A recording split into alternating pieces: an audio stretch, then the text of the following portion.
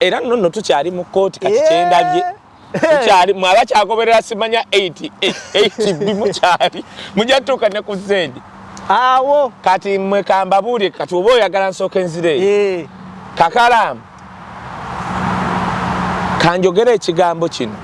kigenda kuyamba abali mulaavu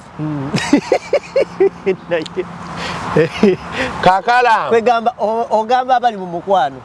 mukazi wo mulaavu nenga mu mukwano omuntu gw'oli naye mu mukwano is not your best friend, is just your friend. Kankaddemu kawulire mwe bavubuka mmwe abali abambala empale abakazi Bayibuli egamba bibya binafu omukazi asobola okusiriwala nga yakedde mugezi naye akiteeka ku mukazi bukaba sijja tokitaddeyo omusajja ne waba teyasoma muganda wange Katonda amuwa amagezi ge yatandikirako ag'okutegeera kale Bayibuli bwe yagamba sooka omutunuzeemu mumpulirize mmwe baana mmwe abalenzi nze ndabye nakalaba kati basatu abajje batata baabwe be bazaalamu abaana Mumpapula abaana babajjamu kufa kofi omukazi ngali nakalaba aba nga bajjemu abasajja tioyo tombuli ekisanya nga yanyize just akamunyizaaka musajja takutte simu waliwo gwe nalabye ng'akula immigration muzzaayo ne bamugamba sooka ojjeko wano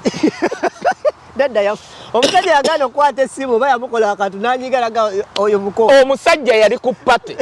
naazina kati nze nnyina sisita wange nga wamutunuulidde osobola okugamba muganda wa muwala wa Kagame muwanvu wa brown biki oli bino bajjajja baffe bagenda okutabaala yagenda yajja ekijujulu eyo kati layineegi yaabwe nze nalinako sisita wange nga tuzina bwe tuti eyandaba lumuna nga Buzidomu ng'oyina akawala naye nga tuzina twali kumbaga nga tuzina mwagala nnyo is a lawyer kati oli omuwala yalabye omusajja bbaawe gwe yateeka mu mpapula nga bali ku pati Uganda nga bali mu kidaala ng'ali mu kuzina nga omanyi bino nga wakula ne sisitawo nga naye musambagala nemukwata nemude ono n'atunulya vidiyo oba vidiyo oba status oba bitya ku status bayira omulenzi yaziteekayo nga nnyingi bwezi omuwala teyatawaanye na kubuuza musajja bbaawe yakutte essimu bw'ati nga bukedde n'akubula immigration n'abagamba amanya gange nze Kayebuzito enamba yange UIC simanya namba eri bweti ne bweti now I command you so kitoleko gwe nateeka mu mpapula mumujjeemu sibbawa awula talina magezi agamba obuyinza bwemende asambaga bwe Kakalaamu ng'oyagala okumanya obuyinza bw'olina ekyo kye wafuna empapula oli aba wali omulimu gwagamba yes ma'am yes what did you say jukira bagamba bw'okuba bw'oti bakulabulirawo nti essimu gy'okubye eba recorded for future reference bamubuuza emirundi esatu ti ma'am sookoddemu kyogambye nti mbagambye UIC yo namba simanya eri 10928 I recommend you mumujjeeko embweyo mbalagira embweyo sekitoleko mugijje mu mpapula oli n'abaleniyenti nnyo n'agamba bwa kati atinyumiza obulungi yaliwo ng'amwegayira tokola kintu ekyo n'agamba embwete nga oli n'agamba maama obadde oyagala nange kubanga awulira olulimi namugamba maama are you coerced or something? Are you traumatized? Nagamba, I'm saying I recommend you. Mumujeko. Mujembo eyo mu mpapula. Yazinye yabadde kumukole Uganda. Nga gwazina naye sister. Mbono tamulabangako. Nagamba sekitoleko tasobola kumanyira bwati. Nakwata muwala ne badden. Nze tazinangako nange bwati. Simanyi yabadde awasa mumbuzabuza.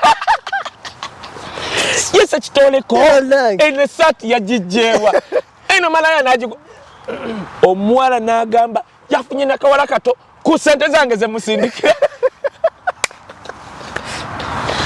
ne bamubuuza ogwokusatu kakalaamu kankubuulire because nze Kayi Wisdom ntuukibwako information n'ebintu neŋŋenda ŋŋamba kati wuliriza ne bamugamba maama wetwogerera wano ate oli kati gwakubidde jjukira bali tebaagala kumanya akaana kaba kati ogenda okumalayo wakali kati sekitoreko removed oli single and contented kati wetwogerera waisaenda kumeka kati sekiakuba essimu tebakwata mukwano gwe kubanga bali abamanyi ng'anoonya qualitated nga bagaba naye waliwo ekyaguddewo kikiki ng'abannyonnyola era ng'oli batambula bagende wasa ekitooleko bamugamba munnange waliwo ekyaguddewo nti wabadde n'omukazi oli asubira gw'owasizza tyaluwa nti gw'oteeka ku status kimukazi omusajja bamugireko empapula ku status sekitooleko ng'akwata bu vidiyo bwonna ebifaananyi byonna ng'abiweereza jukiro ntamukwala actually yabadde amuburuukinze baabiweereza ate ono ng'amugamba mbadde nkusa sekitooleko ng'agenda mu bazadde balikodinga nti ono mwanyina w'ono mu maama oli ow'omubende era ono baakula ono sekitooleko yatulemerera wano bamusindika emubende gyakulira era ayagala nyo sista ki babadde bambi ng'omuzadde annyonnyola kati ono we babimusindikire ng'atwalira mukwano gwe nga waliwo information nevudde wa Bbawe titompapapa ng'amugamba eno nno jjajjiwulirizaako nga yakuba ka odi omuwala omanyi ennaku z'amaze nga takola nga kasunguwira leero kulwokusatu oba ng'akubira immigration lidako nga ddamu abakubira yessebo nze nkolaga engeri abantu gye bategeera nakijja kukiri nti kakalaamu kubambadde empakana nti abasajja nti kino tokiteeka ku basajja amini bakazi bokka ti n'abasajja n'olyoka okireeta ekyo kakalaamu njagala kubuulira boy child tusooka tumalayo kali tugende tubulye boy omuwala ng'akuba essimu ku luno yabadde mukakkamu ng'akubira immigration akubidde immigration mayisa inamba nga ddamu bannanga amannya gange geegano ku luno US namba yakutte na kipapula aleme kwerabiramu wadde enamba ye bannange munyambe nakola ensobi nti ate eruwa omusajja gwe nali mbagambye okujjamu badde nsaba muzze. You are watching the Answer Channel, a solution to every situation. Subscribe right now. African Canadian Foundation presents the second edition of the Last Summer Dance 2025 After Party on September 13th, 2025 at 237 Sackville Hall. It's gonna be a bucket night edition at the Last Summer Dance, where bucket goes for $40 Canadian, hosted by MC Bonde from Radio Afro Live FM, and featuring DJs DJ Coffee, DJ Barrett, DJ Freeze from Kenya, DJ Evos, DJ Victor, and DJ Flowmaster. Entrance fees $20 Canadian and VIP tables at $600 Canadian, which comes with 2 premium bottles, liquor and wine. Show starts from 7 p.m. till late. Parking is at 217 Sackville Street. For your table reservation and a special drink, please call William on 647-740-1951 or Freeze at 289-233-5893. The Last Summer Dance 2025 featuring the Bucket Night. Don't miss out. Nze Kakalamu the answer ka mukulu Remi Ntambi ali ku kamera era nga tukomyewo nate mu Ekili Ebulaya. Ekili Ebulaya tuli wakati mu kuba ate nga tufuna n'okulekawo information ez'enjawulo eziragasa generation eri wakati ali mu nnyonyi ateekateeka ali mukola applications nga yagala kugenda ku Bulaaya ali wakati nga asagambiza baba muyise ku kigalo ng'asubira ogenda oteekayo ebigalo alabo ba visa bagimuwa afunye visa ng'ateekateeka olugendero lumuleeta ku Bulaaya n'oyo eyakatuuka ng'olwedda atuuse ayise ku airport ayingidde mu nsi saako n'abo ababaddewo abasobola okukwata nga balaba ensi ebintu nga ebigezaako okukwatira bitambula specifically kuteekateeka muntu mu ngeri emu oba endala ye mission ne goal ey'okusigala nga tukyatambula mu ngeri emu mu mbeera bwetyo. Then kujjukizaako nti tuli ku episode kati eno ya 8 naye nga tutuukatya ku y'omunaana twatandika okutuuka ku 7A 7B ne tumaliriza nga tuli kati ku 8A 8A lwaki ziri 8A 7A 7B nti twasooka ne tusimbako amakanda mu kooti era ekyo kikulu nnyo zino ze mulaba etusobola notuusa ku Z nti tujja kunnyonnyola ekiri e Bulaaya but bukyatuuka mu kooti twagenda okulaba nga kigaziwa kati gwe manya nti weeraba 7 bakyali mu kooti waliwo egenoononye egye yatandikira B paka wetunaamala ng'olwo tulyoka tugenda tuli ku 9 yeyimiriza yokka. Abantu bampadde feedback so musi babiri si basatu just njala kujjukizaako bantu nti walaba clip ng'eri ku TikTok eyebeera nga highlight tusalamu busazi a specific point akantu akatono nnyo bwe kati naye bw'oba oyagala tulaba vidiyo nanga bweri empanvu esukka ne mu ssaawa oba mu ddakiika 4 oba mu ddakiika 3 ojja genda ku YouTube nga gyetukugambye YouTube bagiyita The Answer Channel oba Kayo Wisdom Official. Emikutu egyo gya YouTube ojja kusobola okulaba information enene nakyosanga ku TikTok just katini naye nga information enene egenda kubeera eri. So abantu bakusiimye nnyo ne bakwebaza omulimu gw'otandise ne gwokola ne twebaza n'abo bakitegedde nti tetuli wakati mu kubakkakkanya oba tuli wakati mu kuba ate nga tulekawo information eba oli awo egasa abantu ab'enjawulo. Kwanirizaako nnyo nate olunaku olwaleero era tugenda simbulira ddala mu kkooti wennyininyini we twakoma. Kakati kammala okwogera bano mbogere bannange woba oli Uganda ng'oyagala kusindika bintu Canada tulina aba unique shipping services aba unique shipping company bajja ebintu mu Uganda bireete Canada pa kiro $2 eze Canada ate bijja wano bitwala e Uganda $14. So le makalubiriza abantu mugamba ojja Canada ndetera bino bannange okuweza kiro just $2 eze Canada that's cheap money nga babikuleeta babikusanza ku mulyango okola otya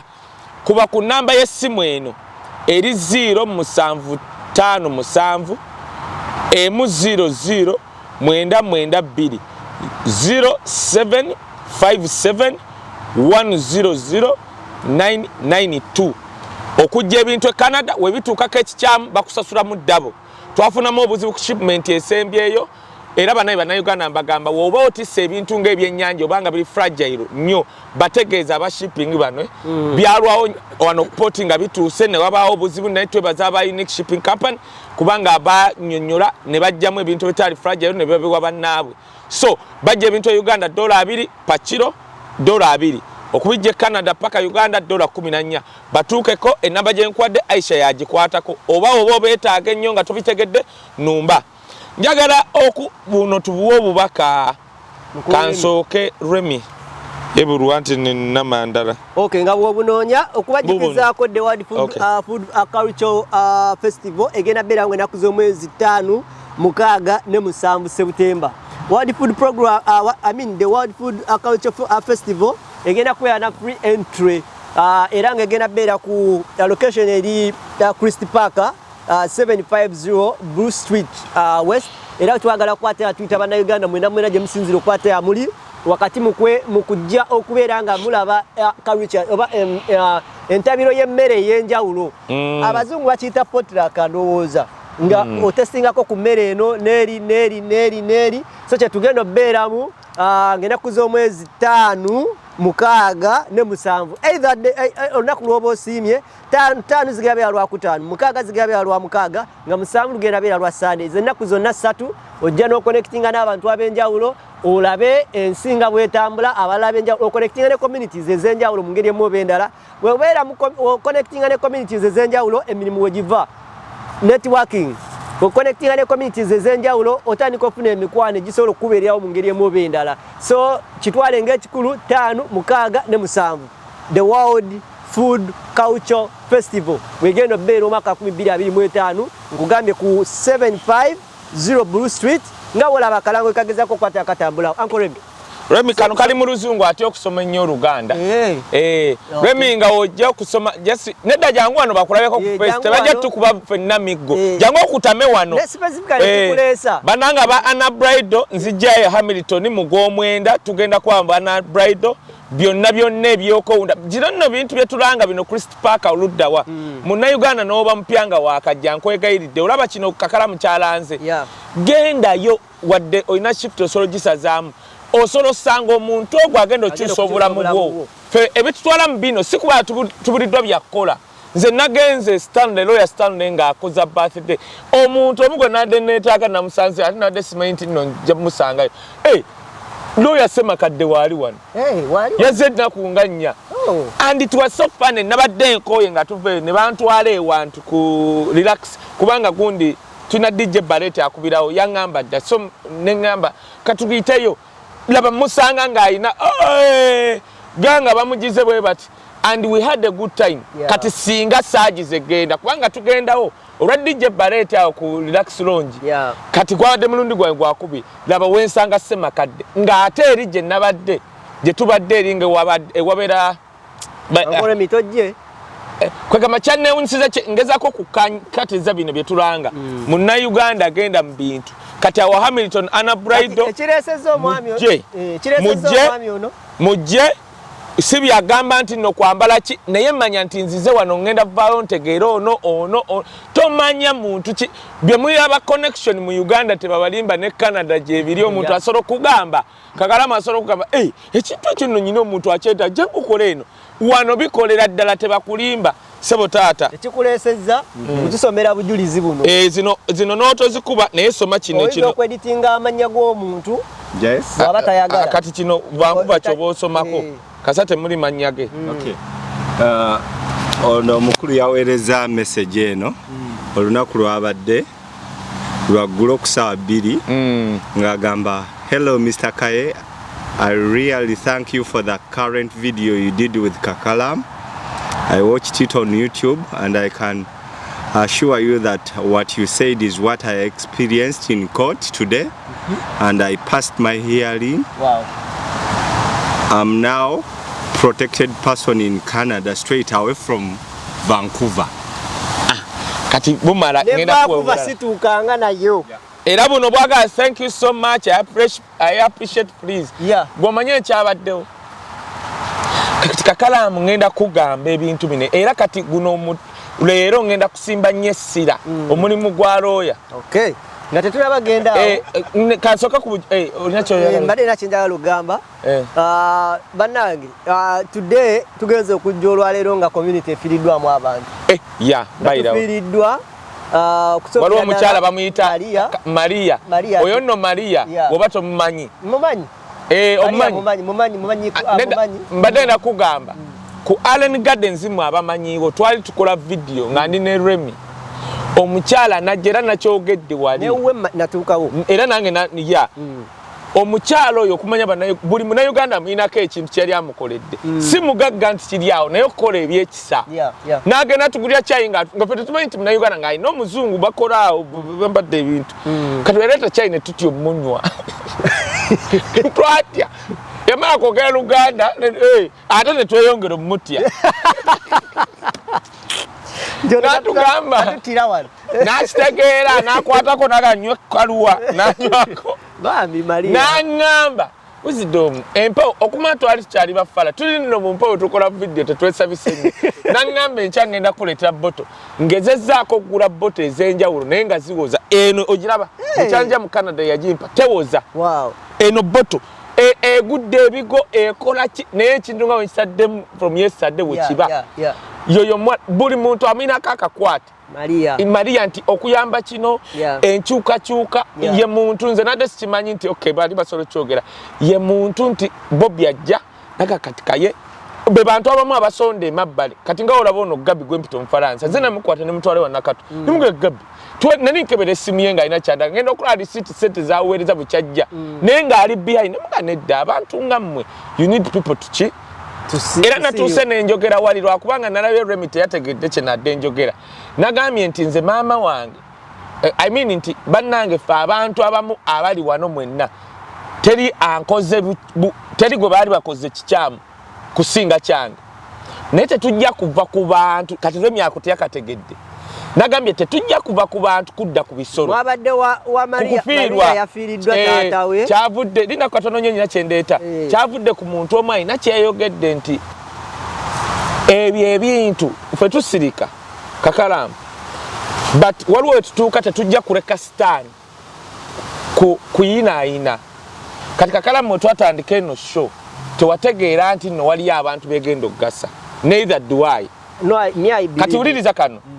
kyengenda okwogera gwe tofaayo kankyogere tekyofensinga naye kiyamba kiri kitya nagambye bwe nti tetugenda bannange wadde batukoze obukyamu naye tuleme kuva ku bantu kuba tetugenda kudda ku bisolo kati what's wrong with that era neŋŋamba nti abasumba abali wano mutuyambe musabire nnyo ekintu ekiri mu kulya community kuba kyaliko erandani abantu bagendanga ne bawaabira abantu kuba baagala paundi 100 kati gwokimanyi wano waliwo omuntu omunayuganda omu eyagenze n'awaaba kubanga oli yamukyawa n'awaaba nti no yamukwata naye babadde bagira bonna babagubye ku mulimu omuwala yawaaba n'ono bonna ne bafiirwa kati wenkyogerako kubanga kakati tulina incidents Kakalaamu kweno nti wisdom wayogera people will listen Kakalaamu kati waliwo ekigenda mu maaso tulina incidents z'abantu aba ng'abawala bannayuganda kubanga omukyayi n'agenda ku polisi naga Kakalaamu yankiisinze nga sikoze eki naye omu ku abo abasatu omu kye baakoze ku mulimu gwe yawaabidde nono ne bakola ki ne bamuloopa ne kigenda kati ate waliwo n'omulala bonna baabamye empapula naye ngo omukyala yagenda n'awaaba nga bakatuuka wano that incident kikyengezaako kugamba bannayuganda abakyala bye mutandise okukola ne Canada baabikolako ebungereza tebaamaliza bulungi munnayuganda omukyala kye nadde ngamba nti abasumba abali wano mubeeko kye musabira ne bannaddiini n'abakulembeze abali awo gundi bya Kabaka bitya nti when you keep quiet nga waliwo ebigenda mu maaso mubibikkirira abamu abantu bagenda kuva mu community abamu babalabenga abatali bakulembeze era omusumba omu omukyala nadde simanyi yankubidde nanga wisdom I understood what you said tugenda kusa kwaki omulamwa gwa gwabadde nti musabire nnyo guba muzimu ogwagamba munnayuganda bannayuganda ebali kino tasobola okugenda mu immigration n'awaabira nti Kakalaamu talina mpapula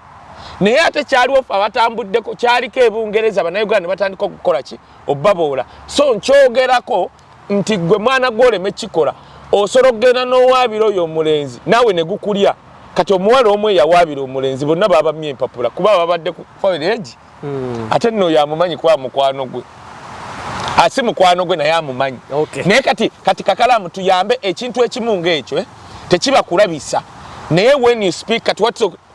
gwokimanyi nti no Kakalaamu waliwo omuntu nga mutuuze wa wano ng'asobola balaba n'omuntu oli n'amuteekamu ebigambo nti oyo mukole kino genda mu gavumenti okole kino naye we gukulya akulekayo kati nalabye omuwala gwe baagubye wallahi kabadde akasuwa ate nga gw'amaanyi kati era ffe twamutunuulidde netumugamba kati okimanyi nti oli omusajja basajja banne kubanga wamukola kino bo banfunidde ne gyacapa kati ate gwe waliwo abakutunuulira nga bakuboola kati kusabire Mukama akugumye tukuleeseeko nze badde simanyi eno boto bulijjo njiraba wano nga simanyi nti gwe yagikwano buli wogiraba girabe nti bamugiyita Maria then mama waffe Saala ye muganda wa Ajati wa Enviri Kyakulatamu kozi omukyalo oyo abeera Milton yatufuddeko era ndowooza mama we gundi Ajati w'Enviri muganda we baluganda mama we muganda we nga olaba sisters ya so abadde abyadde mu gundi mu Milton namusanga mu boat cruise yaba mulongo nakato gye bategeka last year, I think the first year when ajja wano wamusanga mu boat cruise olaba okuŋŋaana yes nti wasala okwa akavuyo naye kati gosanga omuntu ow'ensonga era yatululya bwati nagamba Kakalaamu oli otya neŋŋendayo nga womanyi ne musisinkana ne twogeramu kaawo nagamba munene ali nkugoberera nnyo biki ne muganda yaziza nnyo nangamba nsaba kuwa ku namba yange onkubireko nangamba gwe gusoose okujja mu boat cruise bukyazija wano almost ndoza 20-25 years ngali wano gwe gusoose okujjako mu boat cruise y'Abannayuganda yali agenda nnyo mu zino simanyi agenze France zino ensinga batambula ezo France myezi 3 ku lyato kati waliwo Bannayuganda abajja mu mwaka gwaffe n'abayita baali wano Toronto n'emirimu ndowooza ne gikyankalanamu nga tegimanyi by then twajja nga tuli bangi mirimu nga gyesiba n'abayita bavubuka baali basatu ne bagenda mu Milton we bagenda mu Milton n'abafunira warehouses biki factory ne bakolera eyo ne bafunira n'ennyumba mu Burlington awo kati wete wena kwatagana naye mu bufunze nalina omulimu gwe nali ngenda ofuna e Burlington ne mukubira ne mugamba nga njagala pa Toronto ngende Burlington ne mukubira ngamba ndi waneno Milton ne Burlington kiringa biri kumpi ne ngendayo ne kola interview kaye interview ya in fact ololunaku nasula wuwe you can imagine mu maka galige nyini ne bagenda nakola yali asoma obusawo nagenda nakola nandekawo nangamba nja kudda saabweziti obugaze okugalawo ojukira kikyo wagamba omuntu nakoleka mu nyumba Denmark kati ne bagindekamu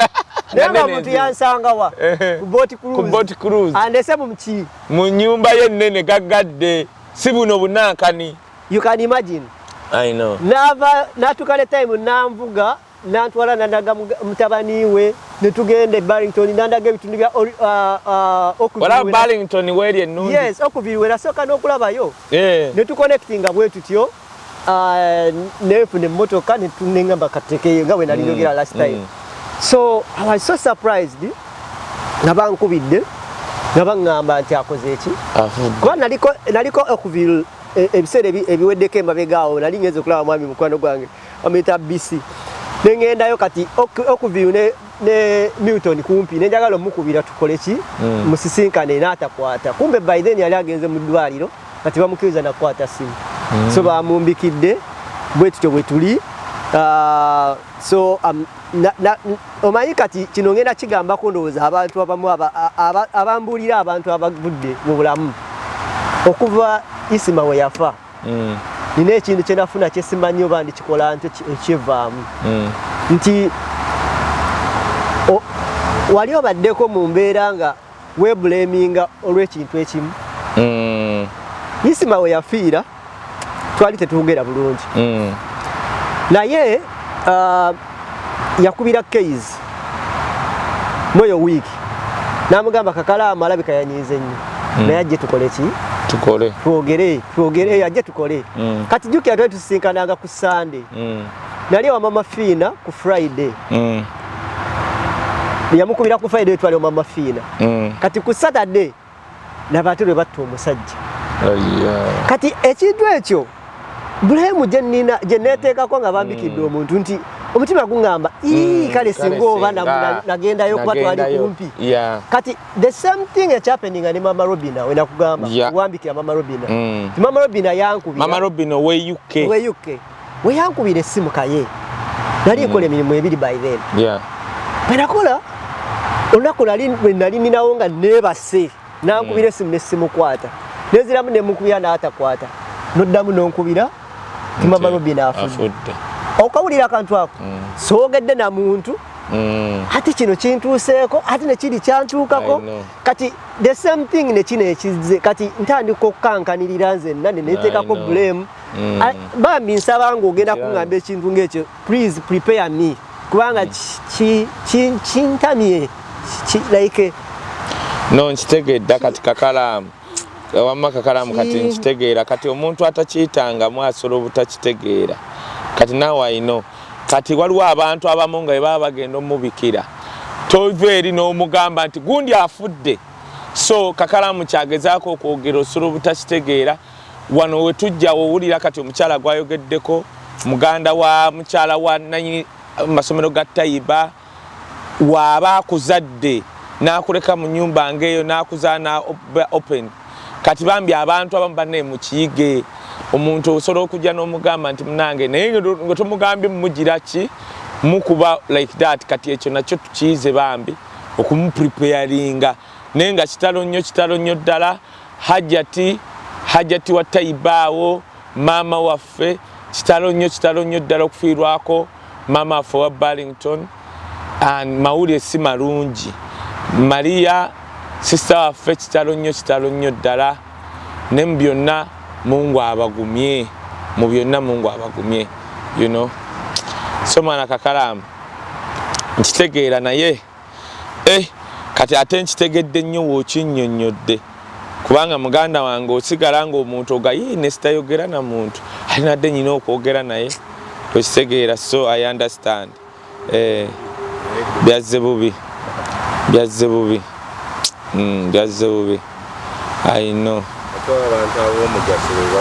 Abantu ab'omugaso kuba kakati olaba ekyo ekintu Kakalaamu kati nze omuntu okugamba nti Barrington is a very beautiful place. Olina abanga asobola okuwa amaka ge biki abaana be mutufu olabira ddala nga kati muzaddewo n'eggwanga lifiiriddwa ng'era wookyogedde kuba kati omuntu ng'oyo bwesiimu kati oyo omuntu okufa abameka abadde ayamba sente meka zabadde azze Uganda. Kitalo nnyo ddala ne mu byonna Mukama atugumye. That's too bad. That's too bad. So naye nga kyekyo bannange, what can I say? Njagala nnyo okwebaza mwenna abatugoberera ku the Answer Channel Kaye Wisdom Official mwenna abayize mweno program. Era kino kinjigiriza mwenna abali e Canada nti osobola okutandika ekintu nga abantu bakitegeera ne bakivumirira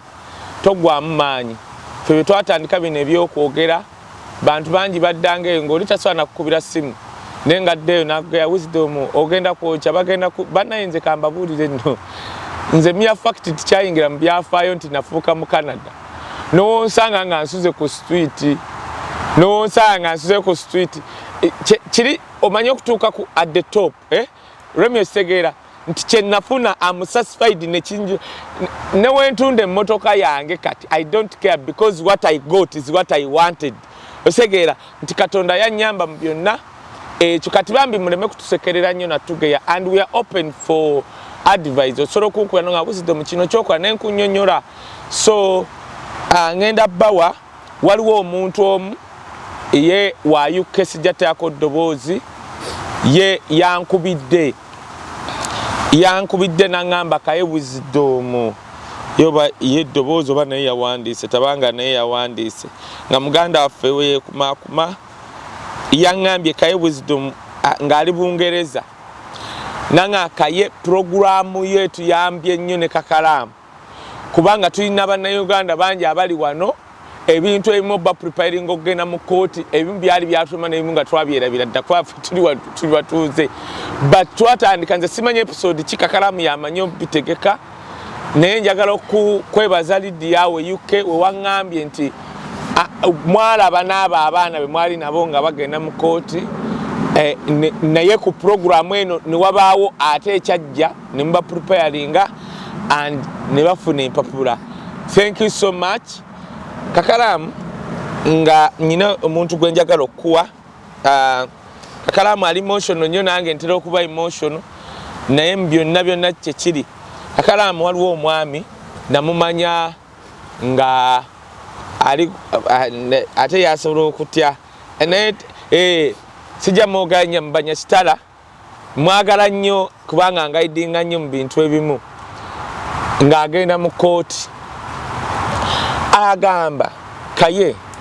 nze nali simanyi nti no ekooti bagenda kunvuga okumala essaawa nga 3 kati mbu yalaba akantu ketugamba nti basooka ne ono memba gwe bayita lawyer oba weetegese bino ebintu byo yonna story wagikutte kakati n'asooka akubuuza bino amannya go obeerawa simanya address ogenda okakananga eddakiika 50 ziyiseewo kati wagenda mu break bamugamba break ya dakiika 10 n'akwata bw'ati essimu yatuukira ku TikTok n'anyiga buno video bwompeereza n'enteekayo kajja agamba nti mu video omwo first of all nagamba bw'oba mu kkooti awo it's die or do. You either awoli ogenda kuferinga oba ki. 2 ebibuuzo ebasooka okubuuza si bye ebibuuzo awokka story yo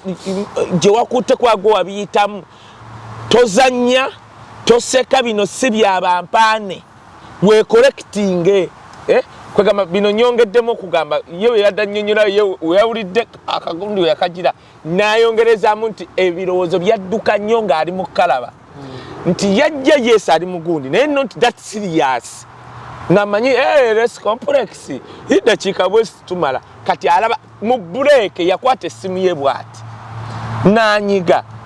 n'akirializinga nti wennemwe kajjukira muwadde 10 bw'amala okukalaba akantu kali osala obuntu buba bwa ddakiika emu oba 2 bw'amala okukalaba ne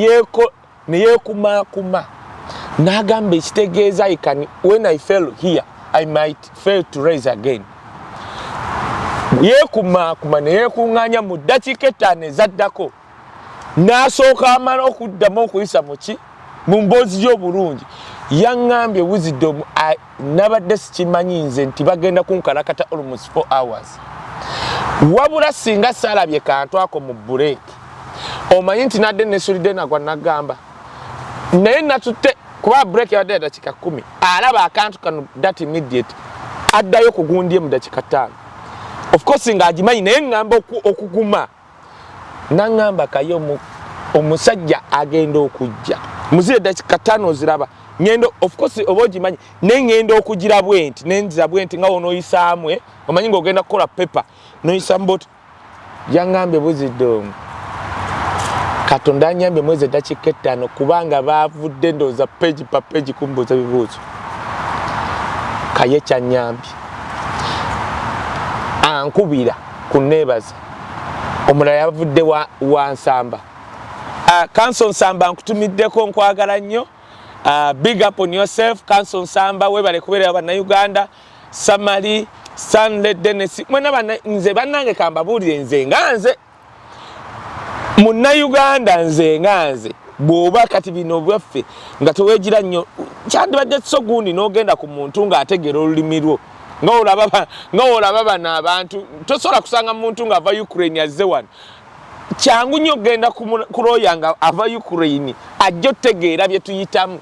kati bano balooya baffe bannayuganda ba Nsamba ba Dennis ba Samali ba Stanley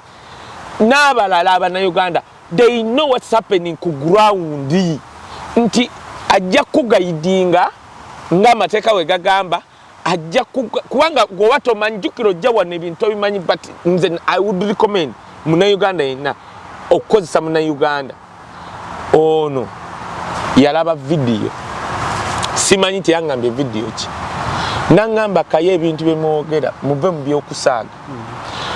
naŋŋamba kaye njagala kwebaza nti otyo navuddeyo looya wange abadde Nsamba naye Nsamba yaŋŋambanga ebintu nze nga mbubabeeramu omanyi bino betubeeramu bavubuka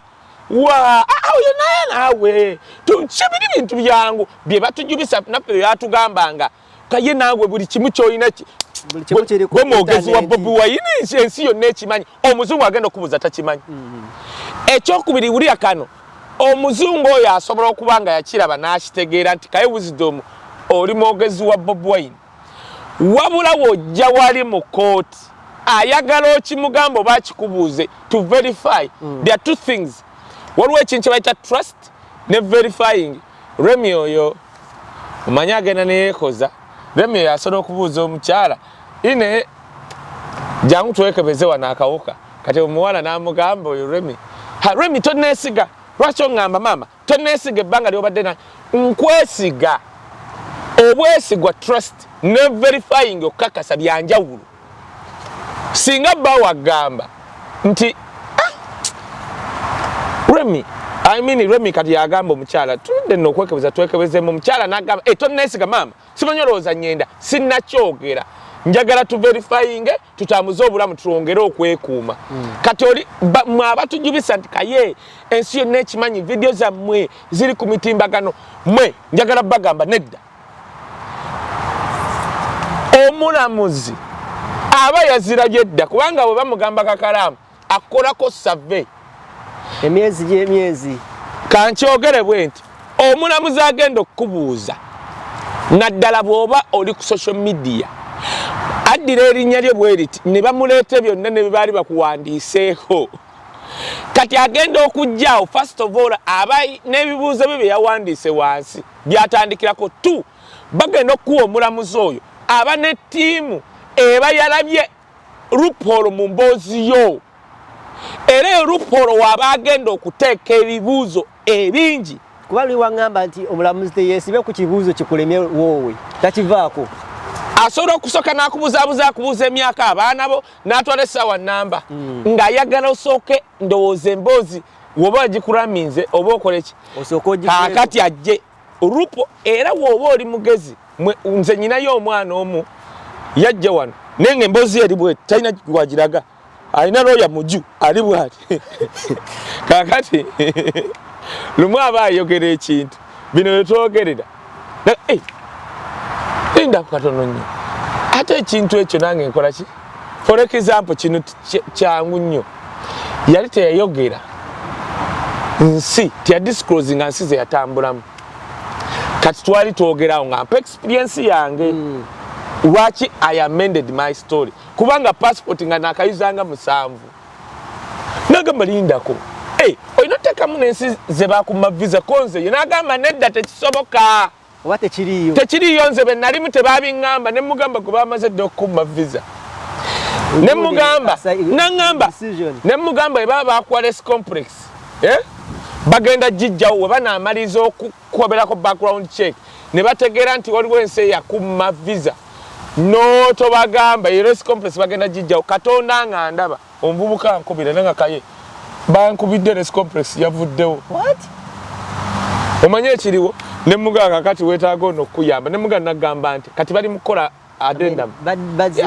an extra addendum kitegeeza omanye okwongera obujulizi n'ogattako obujulizi obulala naye nga twali tunyumya bunyumya nga n'otula ne Remi nze okukyala ewantu munyumya bannayuganda abali eyo osobola okuba bannayuganda boolimu nga tonava mu kooti bamuuje wano nga tebadisclose nga tebabyogerako tubakutiisa obanga biri different story firi bakugumya bakugamba byangu anti ndi wano okugamba byangu nga weetegese ekoti nyangu nga weetegese because my story mwekamba buulira ebintu nsobola okuba nga nze nabiyitamu byonna ebyange ebye nayitamu wabula we jukira kati ffe tubadde mu luxurious life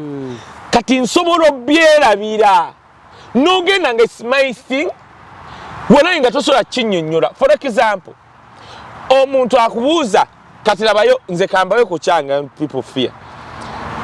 nali vice president wa Uganda Bloggers Association kati member abuuza mumboozi yonna wali vice president wa Uganda Bloggers Association nga president bamuyita small access can you prove nti waliko go wali vice president wa Uganda Bloggers Association toina ID kwata one kati ate nanyumyanga nawe oli kukikwata ndabo wali wawandika nti nali vice president yeta subira muzungu mugamba wali vice president toina ID ate kulira kano ngenda leta akalala abamanye kye kibiina kikyaliyo toinaayo na recommendation letter je wafunye kuva mu kibiina ekyo si stupid wali mutunzi wa kyalani kati aba yategese ebibuuzo awe nyini singa Remi Ntambi agamba register kubanga Remi Ntambi nga tanajja wano yali register wa Kampala n'akiteeka mu mboozi ye kati oli wagenda okutunula mu bujulizi bwa Remi Ntambi nga walaye ekisooka talinayo bbaluwa eraga nti oyo yali register nga yavudde Kampala talinayo kaadi eraga nti yali register nga awandiika ekibuuzo aba yeetegese omumma singa taba satisfied ku ekyo kati gwe wenna bino mbyogera because ffe balina akabiina akakanigina bakajja ne bakayingiramu nojja wano ate n'okateeka mu sitole kaadi z'abamawulire zawujja Segedde kadi z'aba mawulire zo lwaki mwagala nnyo tambuza story yaffe ku mawulire gaffe. Kati Kakalaamu labayo. Buli muntu yenna akimanyi wakolanga ku Simba. Omuntu n'agamba Kakalaamu tafaayo n'abalamuzi bonna bakimanyi wakolanga ku Simba baba babimanyi. Kati n'ogenda Kakalaamu. Lawyer nakola bwati noteeka mu story nze Kakalaamu the answer nakolanga program ku radio Simba koleddeko emyaka 10. Nanoonya mu bujulizi talabamu wadde ebbaluwa eraga nti wagireese obanga bagiwandisa abasimba nti oyo yali mukozi waffe kale tuba tebasobola giwandika kubanga ensi gy'olimu yeeyo naye maama ku myaka 10 nga tolina wadde kaadi tolina wadde ID kati ate bw'otoba na ID tewatadde mu story okugamba nti bannange engeri gye nalingira ID zangu towakyogedde kati oli ng'awandiika wallahi agenda kusimbaawo ki kyoba olaba nkyentyo kyengamba nti batambula nnyo mu story bano baloya baffe bansamba basamali bastande badenesi that guidance kubanga w'obiwandiika kati Munnayuganda oli bamugje ku Race Complex nti yali bwati story bamugamba togibuulira Bannayuganda abo bampisa mbi bajja kukuloga atambula bwati ate mbw alina omuzungu waliwo omuwala yajja kakati munnange omuwala omuvubuka ankubira nangamba Buzidongo bansindikidde email ebya Race Complex byavuddewo ne muga nagamba nti nga naakaaba mazigo omusajja nno omukulu ng'akaaba nangamba nkoze ntya ne mugamba omugundi yaŋŋambye gundi yaŋŋambye olokavogere kyali waffe nomani yaŋŋambye kaye nalaba program yobwetinga nywa neŋŋamba musiru Romani owange owaffe wennyini owa Samali Nomani nangamba musiru gwoli musiru nnyo wagamba mbuno oba kugamba mbogenda mu kooti woli mbunagamba neofuna nti bakuyise mu kooti bw'otafunamu kidumu saawo oba ki gwe empapula zirabika ziba zikulemye yaŋŋamba kaye otaba ekyo kyewayogera wallahi zirabika ziba zikulemye because first of all notofunamu that shock naŋŋamba kaye nze baŋŋamba tibampise mu kooti n'atula ku toyo nakulamba nga wabirowooza mbami yagamba kwegamba mbu yali ye amanyi tebajja muyita kati bamukubira nga bamweseewa bayidawe waliwo omuntu agamba nti okusinziira ku story yeeno n'obujulizi nebyobadde oli tasobola kugenda mu kooti kati n'agamba at least waliwo balooya kye bakola ekigambo nkyerabidde wano system bayidawe basanya ekitiibwa mu lawyer asobola okuwandiika nti bannanga okusinziira omusajja ono Kakalaamu wendabye obujulizi bwe n'ebintu byampadde mbadde nsaba mumuwe decision nga tazze mu kooti kubanga byonna yenne yeeyimirira and they can respect that balina nkyerabidde bakiyita omuzungu yali agambye kinkolera nga wali olina feva empitirivu tuba twakamala Bbawe yajja kati gwe bampa omucunguli n'agamba bannange Wisdom yaluwa wano nambuuza zino ensi ze wali otambula wali osumula wali okolaki kati ate n'abyonoona nambuuza kati n'ayonoona bwatinaga nowoba ofa otya ate gwe bajja kuyitawa mu kooti lwaki ng'onooyo omuzungu alaba omuzungu yali ono yayingiranga gwe bawendudde yafuutuka eri ate nga sevia kati ate ejjukira faamu y'abali nga bakusumba looyo omu kati ono ye yali anyambako wano okutegeka omuzungu ne Munnayuganda kati ye n'alaba buli bwe najja Abannayuganda bakubya ebifaananyi n'abuuza kati we yagira ye n'addayo okunoonyereza kaye yaani n'akomawo unfortunately nga bampadde mucunguli kati omucunguli ayingira mu ofiisi ye ng'ono yakacyoge omucunguli yaba wagwanga ki yali wa mu China omucunguli n'aŋŋamba nasomye ebintu byo wali bino byotambula wali trader what nangamba tosobola kufuna visa yawe ng'oli Bungereza nodda mu nsi ya nodda Germany nodda nangamba gwe musajja kugenda gena mu kooti Travel history nekupukira akabasa Travel history Kakalaamu era nze yali kanso oyo nsamba yaŋŋamba Kaye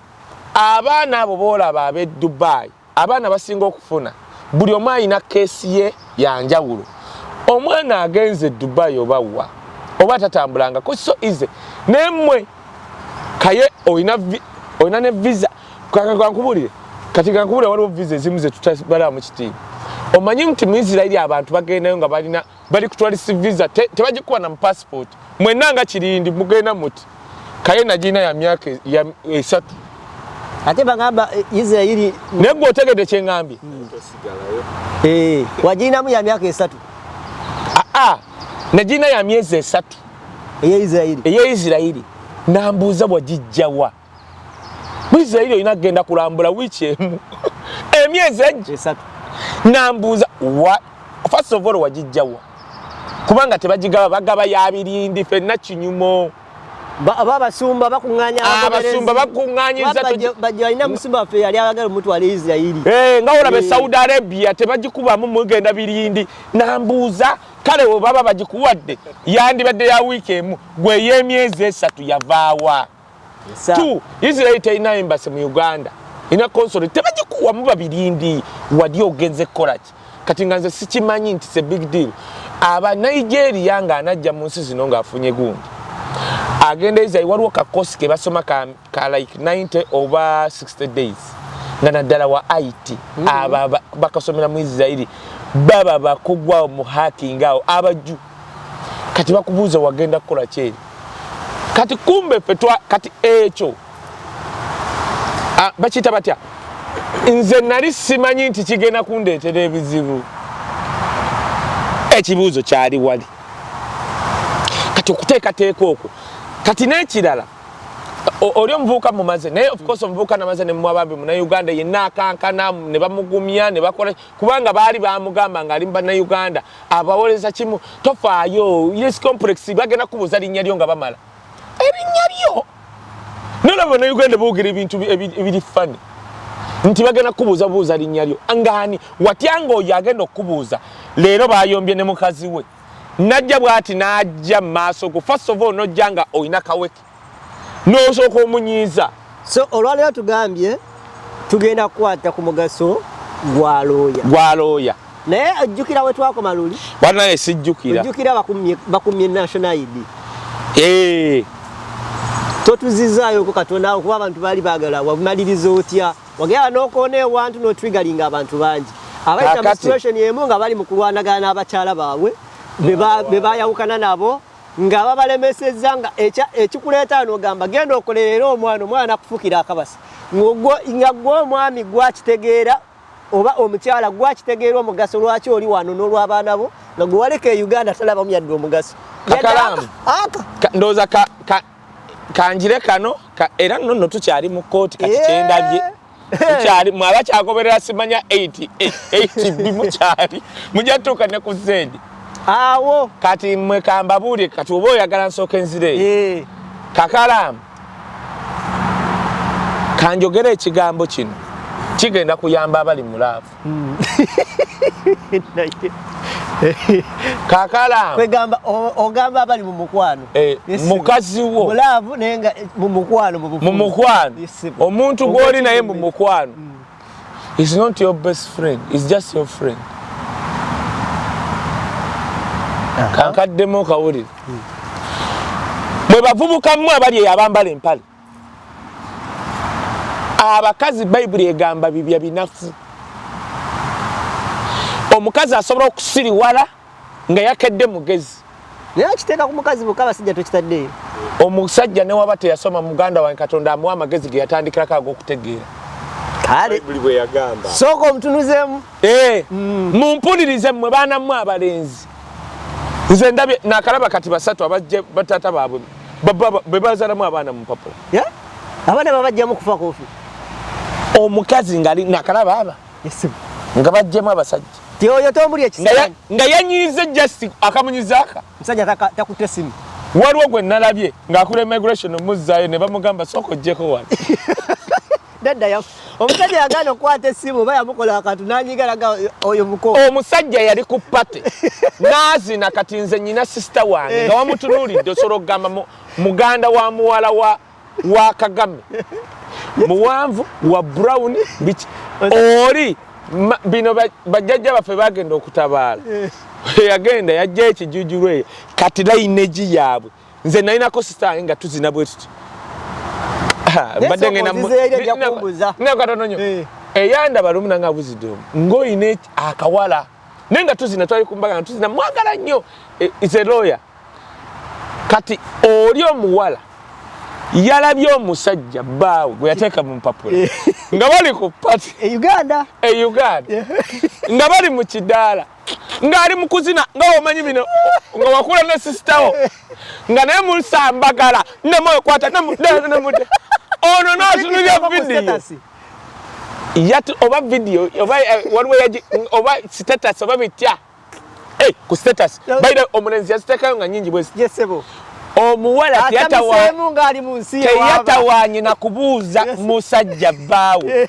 yakutte essimu bw'ati nga bukedde n'akubula immigration n'abagamba amanya gange nze Kayebuzito enamba yange UIC simanya namba eri bweti ne bweti now I command you so kitoleko gwe nateeka mu mpapula mumujje musibbawa awula talina magezi agamba sekitoleko obuyinza bwemende asambaga gwe Kakalaamu ng'oyagala okumanya obuyinza bw'olina ekyo kye wafuna empapula oli aba wali omulimu gwagamba yes ma'am yes what did you say jukira bagamba bw'okuba bw'oti bakulabulirawo nti essimu gy'okubye eba recorded for future reference bamubuuza emirundi esatu ti ma'am sookoddemu ky'ogambye nti mbagambye UIC yo namba simanye eri 10928 I recommend you mumujjeko embweyo mbalagira embweyo sekitoleko mujije mu mpapula oli n'abalenienti nnyo n'agamba bwa kati atinyumiza obulungi yaliwo ng'amwegayira tokola kintu ekyo n'agamba embwete nga oli n'agamba maama obadde oyagala nange kubanga awulira olulimi namugamba maama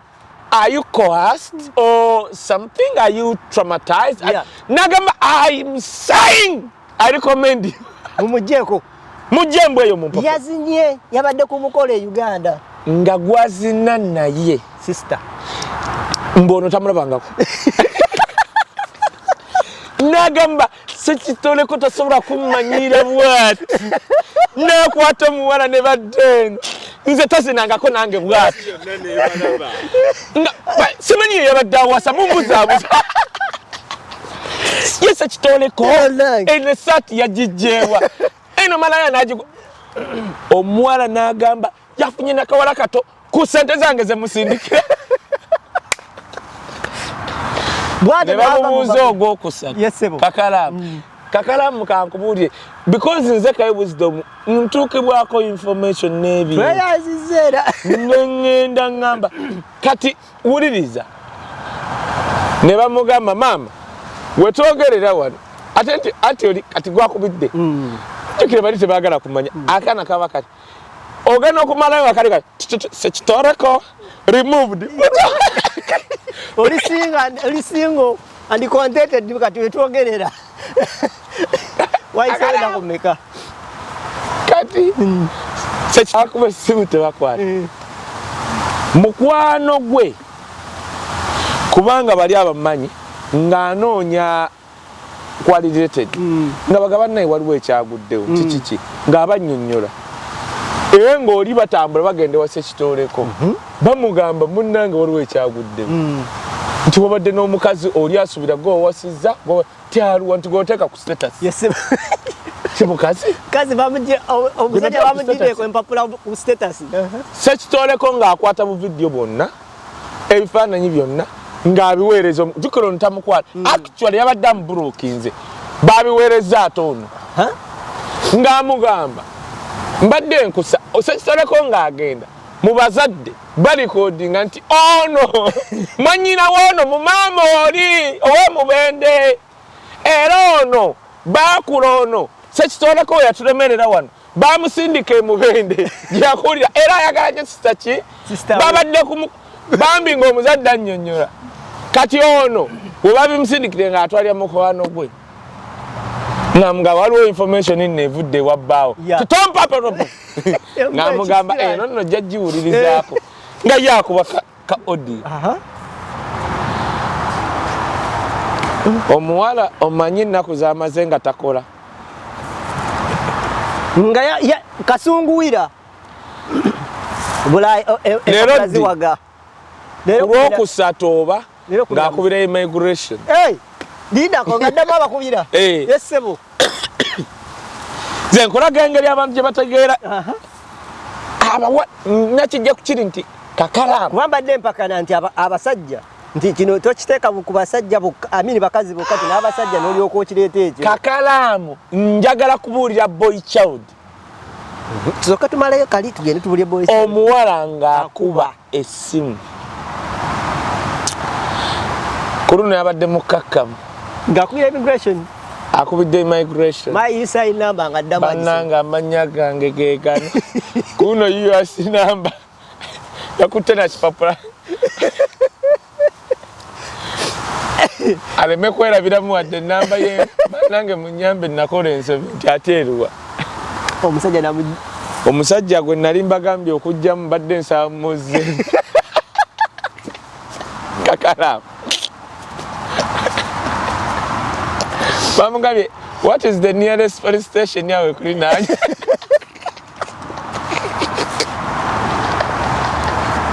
ekisooka ye tajja kuddamu indefinitely tajja kuddamu ekyokubiri ebyokubira ku immigration kireka soko reporting ku police sikuyamba kuli mukubonyabonya ku kisongo ekyapo ono akutte yandikutte essimu endala mbw'ate okuba babeera bakaka bakubuuza baga nti watukubirako ennaku z'omwezi bwezi kusaa bwezi ne record bamwegaye 3 times to confirm ne bamugamba mam waliwo omuntu akufoosinga n'agamba musoba ndinzekka kati bali bawula ne bawula Uganda bamugamba oli n'omuntu alina kyakufoosi n'agamba no ndowooza bakebera Tony gye yayogeramu nti teriiyo muntu amukutte mawale ategeera naye ndi soba kakalaamu mwe baanamu abali eyo kambabuulire mwe basisita baffe olina omusajja wamuzaalamu abaana bameka 3 oba 4 abaana abo olina ekintu kyosobola okukola ng'abaana abo tobalaba nti nno gwabazaala ng'abaana basobola obutakusonyiwa ku lw'ekikola ekyo nze neewuunya era kyobola akakalaamu nkugamba nti bannayuganda ensi ekyuse ne basiriwala generation kakalaamu ffe tukuze nga batubuulirira abantu b'omulembe guno bali awo kikaye kyekiriwo biki they are like that nti obulamu babutambuliza ku TikTok balowooza nti kati oyo kiyakoze you don't have an idea nti abaana abo boozadde okay bali ku appreciating naye bajja kutunira bati bagambe ne maama kati mboolwo bw'okimanyi nti nno ekiriwo kati omukazi kugambye tannadda ku shift omusajja baatugambye nti yakola nnyo kinene ne ssente mukazi we okujja nti weesuubiza nti aliyita malidda n'atusima we tuli wano family eri kamiliyoni yayimba nti aliyitamu alidda n'akola we twogerera okimanyi nti family ya breakinze kwagamba omuwala atya okukubira omusajja yeewuunya naye nga yakikoze it cannot happen yamugambira sekitoleko ezange ziveeko yagambye sekitoleko mu mujjeemu boy child mpuliriza kati ngenda kugamba kino omuwala oyo gwoyagala is your friend but not your best friend abakazi Katonda yabakola agenda kukola ekintu Kakalamu omukazi wali togenda keera ncha kunnyonnyola nsi obagambe natunda ennyumba yange lwa mukazi. You are stupid. Kakalamu fe abamu singa tuli wala. Kakalamu Sophie Gombe yankubuluyi mbino nagenda byo mperera omuntu simanya ate omuntu nzimanyi yakoze simanyi nambuza edinda gwowerera muzala muntu ne dapa mungwana gwakube ate abasajja bangi twali na coping hotel nga tutandika ne jejje myaka je nkugamba jadda nga tutandika union simanyi na myaka emeka nga sinagenda na university yankuba oluyi nga waliwo babirye waliwo Gombya naine sister wange bamita na sise nankuba oluyi nangamba gwe mwana gwo muto oweroro otyo omuwala gwotazalangamu oyagala kwetta. Kakalamu Katonda akuyamba buyambi okuwa omuwala asobola okumanya nti olina kino kyokoze nagamba sijja kigamba leero nakigamba nga wayiseewo omwezi gumu kubanga akimanyi wanakigamba leero kisobola obutayamba relationship yammwe. Owulira kyekugamba ze kati Kakalamu kankubuulire waliwo omuwala yakeera n'akwata omuwala yakeera nkulaga abawala olina obbawula n'omanya nti ono omuwala ku kino mugereza nti ategeera omuwala ng'akwata ebintu bw'ati ng'amusindikira bino olaba Kakalamu bino bye twewandiisa buli muntu tumuyita mukwano biki brand whatever owandiko kale mukwano gyebaleko no big deal namwe bawo no mwagala nayongerako biti. Do you know what happened? When I'm like, okay, kuwuliriza like 30 minutes. No musajja gwongamba. Bwongamba nti akwagala. Kirungi kubanga ate nange nze mwagala. Kakalamu otegedde Romeo tedi kyengamba. Gwe bagambye n'agamba kitegedde waba akwagala naye kyembye ekirunzi nange mwagala. Naye ate nali mbaddeko mu mbeera era agenda. Tiwaliwo omuntu omu gwe baali bangambye nga tuli mulaavu. Bamugamba teyagumiikiriza nakumbuuza bwe yakuba yayomba ebigambo mutwalo. Abo abakazi babiri banjawulo. Abakazi babiri baki era Kakalamu ono gwe nkugamba bwe tunava kumponja mu mugambo ono tanadda ku shift. Kati tebereza oyo bamugamba nti Kakalamu tumusanze n'omwana nga naye just owulekera mukwano gwo nothing asobola n'okukwata ejjambya n'akutema asobola okugenda no ku poliisi akubira poliisi kyebakola akuteega n'akuseducinga nodda bw'obeera naye n'obeera naye mu nnyumba neyeekubakuba ebizigiruzigira awo n'alyoka akubira poliisi nti akubyenze okunfiirako naye ate munnaye Kakalamu ngenda kugamba ebigambo nga bibiri era nga ngamba bannayuganda nze Kakalamu nze sizanyisa munnayuganda kuba simanyi kyasobola kunkola. Nkaddemu kawulira Kakalamu munnayuganda obanga omukola ekikyamu ogenda mpola tomanyi kyasobola kukola. Museveni we mulaba Museveni tanyooma bakita batya oba mugamba nti oyo ayagala ntebeyo ajjeyo naago amaanyi gonna because you know what tanyooma what you can do tamanya kyosobola kukola kyekimuwangazizaawo. Bannayuganda mbagamba Kenya mu America waliwo akantu boyo yakalabako Remi waliwo omusajja ali muna Kenya yagala n'aleeta omukazi okuva Kenya ng'omusajja akoze n'agula n'ennyumba. Bino byolaba bano abakazi Abafrikani banene bamugamba awe omusajja kati yakulwaise mu bugagga kubira poliisi ogavumenti yakuba bamugobe mu ennyumba egenda kuba yiye naga muno oyo mukazi nga omanya Abafrika ng'akubira poliisi ng'omukazi omusajja amugamba mitanga bwezi tito mulinananga ennyumba kati ya mukazi bitya omanye ekyaliwo. Bannakenya abazibu munnakenya mwe bannayuganda wemba mwaga mugende ku Google Kenyan utekamu Kenyan yatomera mukazi we actually bakita rolling over the car ku mukazi we Omunnakenya yagezaako kuyita mu bannakenya banne okwogera omukazi ngono banna abakazi bamugamba ogagga wadde oli muveeko naawe ebyo biveeko ebyalaavu kati ogagga wadde ennyumba kati ya miliyoni ojja gitunda. Munnakenya yavuga emmotoka nga misana n'agipaakinga somewhere n'alaba mukazi we ng'agenda bw'atyo okukola yagireeta n'ebuuka pavement n'amutomera n'atuuka n'ajja n'amuyitako n'agipaakinga n'alinda poliisi yeweeyo. Kati naye okimanyi ekiriwo andi kakati omusango gutambula fa abali interested bagujja ku madda baguleta ku manisirota kubanga omunakenya afuna baloya abasajja abakoowu abobwerere ne bagamba ku busungu omusajja bwe yayina kino ekikola teyakikola ng'ali mu sense ze zitegeerekeka omusajja yavudde ku madda kati ali ku manisirota manyi kyetegeeza basobola musiba emyaka 2 ate weeyisa obulungi ne bamuteekayo 10 ne bamuta ku payroll naye nga gwe oli mulambo tu oli mu Uganda eri mu Africa tulinga abali e Colombia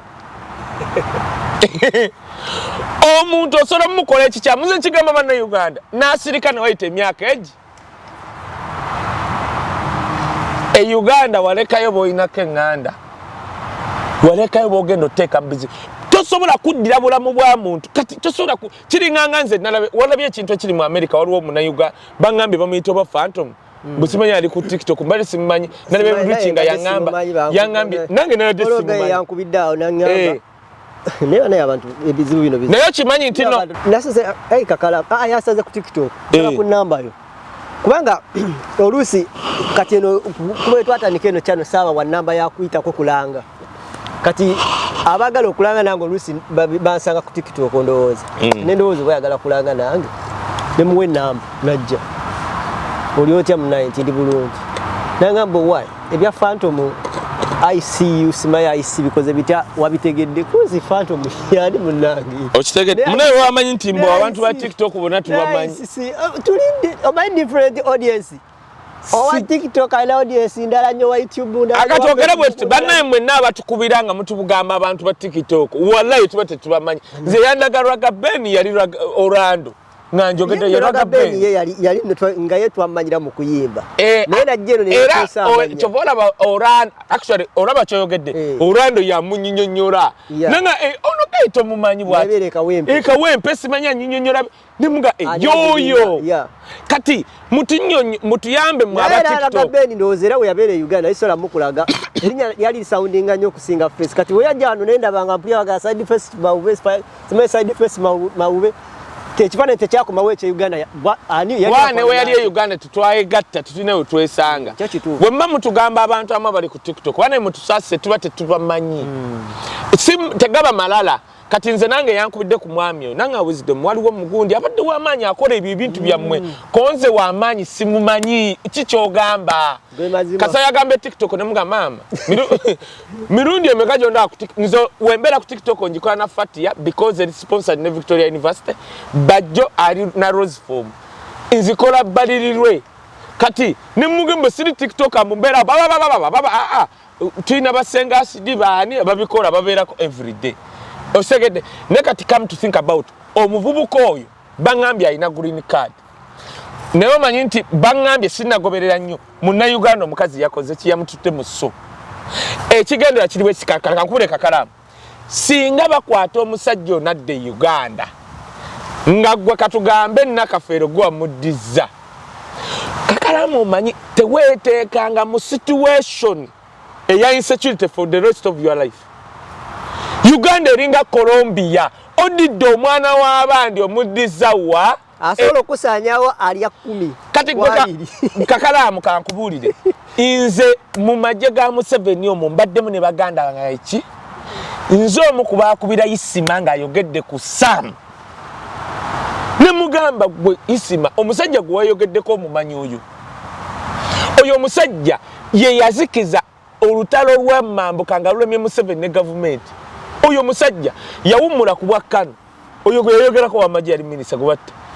n'asaba gavumenti emmundu n'amugamba yagamba Museveni tojja kusobola ntalo tuwe emmundu ffe nga ffe nkuŋŋaanye abaana b'eno tulwane n'ekkonyi tebakulimba nga UPDFC yakuba kkonyi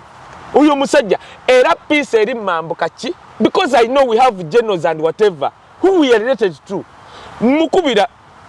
okay yangamba why wisdom omusajja oyo alayika w'amaanyi kubanga kati olaba wonkubidde Samwe Ngola yangamba olaba wonkubidde munina akafulana ne mugamba mbadde nsaba kula video onyonyole nyamba because kakalamu okimanyi twali tutuse ne Isima nga tutuse nga ba Luganda nze video yanga ta Isima yajja bwati n'atula nanga wisdom onzise video gyokoze gye nakola we yarumba Solomon Kampala nanga kaye mbadde nsaba bine ebintu okitegera kati kino kikyengezako kugamba gwe muwala gwali e Canada mu America Bungereza nkugamba totuukanga ojja kukola mu Uganda ekintu ekikubanga oyina amaanyi naddala ng'okikoze musajja bamuze Uganda eringa Colombia nkubuulira bwe bamuze Uganda nga obulamu bwe bwonna bukoze eki ojjukidde gwe nagamba na Kenya kyakola ye yakikola mu America adde Uganda atuule bw'ati gw'ofuna akatabo ng'olina okudda Uganda alabe bambi famireyo ne bootawa ssente nga bali awo ngenda kugamba toleetera bantu kukola bintu bye batandikoze because you don't have an idea what someone can do ng'atuuse ku kisenge ne mu kooti nkugambye eri omusajja Munnakenya yatomera Munnakenya kati baavudde ku madda bali ku Manisrota kubanga bagamba omusajja yatomera n'abeera mu mmotoka poliisi n'emusangawo era najja ne bavaamu n'awanika ng'alinga zolo bagamba omusajja teyali mu sensezi ze Bannayuganda kino nkiremeddeko kanzire ku kooti naye kampunzike bwe nti Bannayuganda naddala abawala mwabali mu Europe n'Amerika tumanyi munyiiga nnyo mulina abasajja osobola okukubira poliisi mulina obuyinza don't abuse that privilege bajja kukwata Munnayuganda ng'oyo Phantom bamuze Uganda Phantom afuuke essobi mu famire yo nze sigamba kutiisatiisa manyi abamu bagamba nze nali wano nze ndinga example fe abamu twajja eno twajja kunaabako nze ne waba mwana wange tasobola kunnenya kubanga kye nalina omukolera nakimukolera kakalamu okitegedde nze maama wange natambula nenva ewaffe nembaga temumpa kantu kaŋŋenda ensi ejja kumala kunnema nzire mungabanyize Katonda nannyamba nampa n'ekisinga nali wali n'omukyala wa Taiba omwana mukomyewo milioni 3.8 nga ndi Uganda nga senyenyeza namu kati newatulemu wano some of us teri mwana wange asobola kukola ki kubonaabona ate nga mukoledde emikwano gyesitapamyemu nga olaba junior bagamba gyotayononye siga gyesitayononye mukozi selector yaŋŋaana ebigambo ebyo nga olaba junior wagyononyemu osegedde so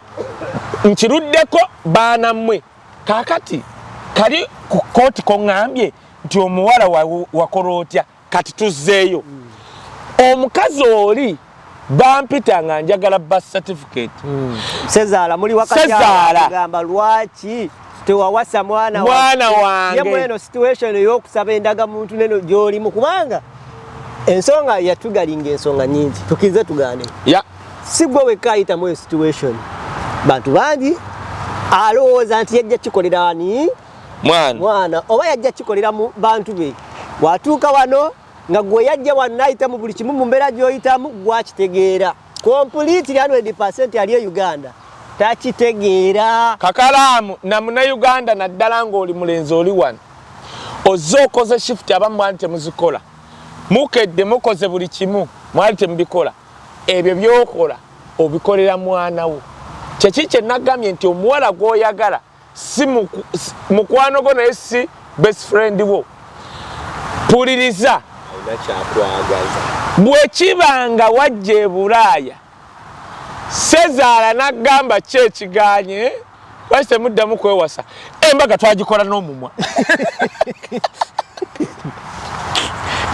tata kiwedde ekyo kyonga wokyogedde tata badde ogamba otya leka Kalaamu okoze kinene nnyo okujjawula ne famire kyokka ate bamanyi kyekyewuunyisa twemanyi bali banfumbidde ku kyokulya wali obaddeko n'omuntu ng'omumanyi Katonda ansaasire nokolera abantu ate kati tukole tutya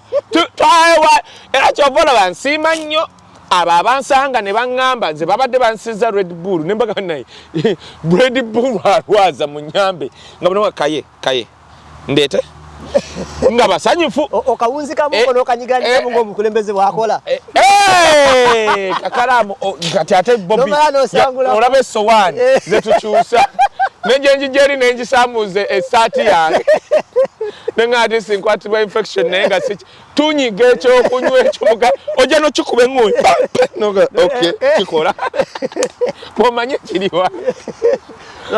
Achikwa no chikwa no soko chikwasa akatambalo badde. Njagala nnyo mmwe abajja ne mungamba kaye tusiima nga musiima neche mujje mu nsawo. Yesebo. Kakala kubanga okolerera baana bo. Mumpulirize mmwe abanoonye empapula. Empapula ozifunye. Kyonna kye bakusaba ku baana bo ne kubakomba bigere bya X bikombe.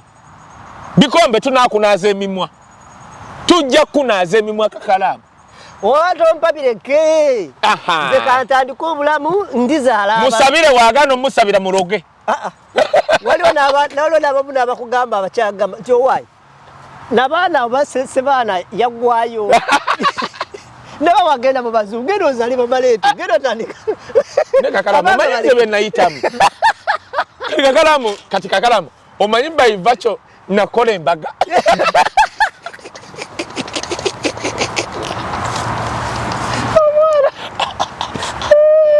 Kakala ba certificate yako zembaga. Kola embaga. Ojja kunyonyola. Bono wasati owaye. Nani nwanira mwana wange. Kakala yabigaana emirundi egiwera. Kati ebyo waliwo ebintu ebimu Kakala mungenda kugamba. Ekigendo lwisaawo omwana wano mu kusooka. Kigenda kukeerewamu eyo nga wayise emyaka. To get a lawyer ne DNA. Kasita Canadian laws says tomulinda kuweza myaka 21. Wano kibadde kyangu wano ng'oteekamu pyala. Ne kati kiganye. Kati wekiba kiganye. Kakati tudde ku plan B. Kolawo ka sente zo $2 nga 12. Obutasusa myaka 11. Obutasusa mwaka 21 Canada. Neto bituusa bya myaka 21. Gwe making sure nga tannaweza myaka 16. Ne Kakalamu newe kiba kyetaagisa kuwasa ex wo ku lw'omwana wo. Anti oli Canada. Gavana mfuna faza.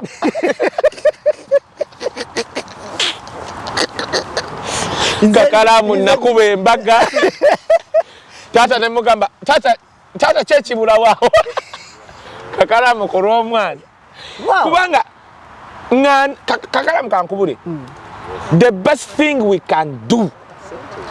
Yebairawo ne kiro kanchoga ekikulu nnyo. Ibula lyose najja gwe naawe Remi. Mumpulirize kino. Empapula zaffe tuzifunire balooya wofuna obutuuze ng'ova mu kooti. Kansokenzeko katono ngenda kuddayo wali mu kooti tumalize. Kano kakulu ate wenda byono. Naddala basajja bannanga abalina ku baana. Muddire balooya bagoberere fayiro yo. Why? Singa ala ayita Ibula. Ng'oli ku byabwereere. Balina. Nganti sebaddamu. Kati anti olaba pyala weesooka nezi. Anti ali ku fayiro waaweereza talaba. Email talaba. Negun talaba. Ng'asooka agenda mu vacation ngadda naga ne Ibula ono waali ku ki? Ntikaputi. Ng'akola bw'ati. Munnanga tebabawo obuyinza bwonna. Eno nno baire guno ndoza twetaaga tufuna omutwe onjijukizanga nti between kufuna mpapula sajja ndafuukira olooya mu byokusaaga bafuna oyo twamala tugende amina between kufuna mpapula n'okufuna PR y'abaana bo nga tebannajja kiki weetaagaawo wandyesunga wano kakati Katonda akikoze neera nga wakafuna Katonda asobola kikola neera n'ofa nasigala nga tafunye kati bw'oba ofudde abaana bo ne mukyalawo gwe wateekamu basigala batya into connection okufuna ku benefit okujja ofuuka aba Canada jjukira bakyali Uganda kati awo oba okyali ku lawyer wa legal aid w'olabira obuzibu anti kati bigenda kujja ku address yo tewateeka ku mpapula zo nti ono y'ensamba ono ye Stanley ono ye Samali angobere agenda n'okufaayo kati mwe naddala mu abakola bati omanyi nina musonko mayira yayisa musonko omukiru omuju yasasulwa ddaligo edi ali birala tebimukwatako ono munnayuganda ono nsamba Gerard Samali bikyasobola okugamba waliwo munna Uganda bannange yafudde naye bannange fayiro ye n'agifollowing abaana b'okufuna obutuuze noba afuuka kapuuti kati ekyo ndikinnyonnyola okusukkakaawo bannayuganda mukategere ofunye obutuuze naye singa ofa kadi tulina Ibula ayina abaana b'omuntu mbwe n'abaaki bonna obagatta balinga 3 bonna yabateeka mu mpapula looya wa muju ate abasiraamu buli saa yonna bagamba batambuliramu kufa ayina ebintu bibiri wano teri ayina simu ye ya Canada tuyina za Uganda teri ayina address tayaga gyasula address manyiwo anti kati asobola okuwa address ng'olaba obwoto obuwanvu naye nga tomanyi exactly nga gye owatuukira ebbaluwa tomanyiiwo ndowooza obirabi kati oyo ku WhatsApp tosaamu kuya direct yani ene namba ya direct oyo obwalakizale bwaliko waliwo ne manyinaffe obwalakizale notonoga waayi owaayi obasajja oba batutyako ki anti balina kino oyo kayayasa manya basobola byasama ne kakalaamu tobasembeza wo bajja kwasama kanywe era kanywe bajja kwasama nnyo naye kanyize ng'omukulembeze kanyize ate ne manyinaze awo nemugana naye manyinaze ogamba pita queen wamwogedde kamera ziddewo emugana naye manyinaze nze njagala nnyo Bbawe wa Fifi da Queen one simmanyiiko byakola naye mwagala nnyo olwa kamunensi by the way nze nnyo banaye kambabulire waliwo ekintu wa respect ways do nsubuga yantwala emunyo baza kyali America ne mugamba era wetama ne mugamba nsubuga bino byekoza oba kwegamba sirabanga muntu ng'ali mu ewantu ng'alina ku malala gakola malala nenga tagakola ne Fifi da Queen ali atese okaka munachwale ndowooza Ibula nanjulira kati waliwo era ne Fifi ayogera naye Ibula era nagamba bannange ensubuga alyoka n'otwagalya mwannyinaffe kubanga kati nsubuga mukakamu Fifi da Queen wa Lakizale kati Katonda akola ebintu balance Lakizale asolo mufo kyotula ku ntebe asolo tuzaako ebigere Yawula Fifi njagala nnyo nti olaba nsubuga a handsome guy yali twali ewantu ng'alina baalina bw'ati Fifi yali antwalaganya baba Ibula yeyantaasa gayira naye ayagala okuntunulako Fifi ayagala ajja kwagala kifuba naye kakati kiri wekiti naye twaddamu netunamusanga ku gundi kulumbe lwa Isima ne mugamba nsonyiwa byonna ebyatuukako naye yali antwala oyo yeyantaasa kati bwe baba ne Ibula ne baba bati tomuwa namba